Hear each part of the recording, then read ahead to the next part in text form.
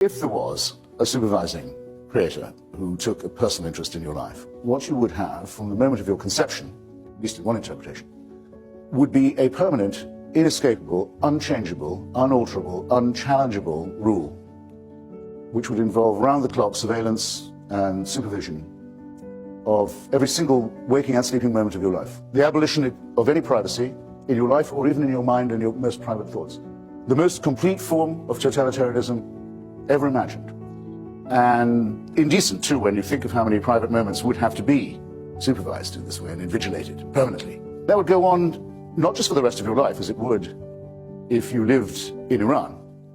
It would go on after the real invigilation would begin. The two offers are, at that point, as you will know, at least from two of the leading monotheisms, either an eternity of praise and servility, everlasting praise and adoration of someone who has only done his job by creating you, hasn't been invited to do so.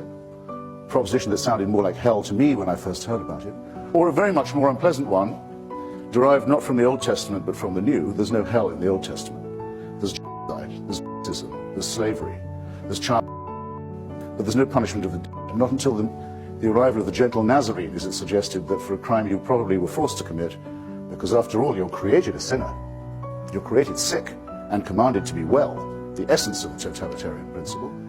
But for that you might face an eternity of torture, to which there will be no end.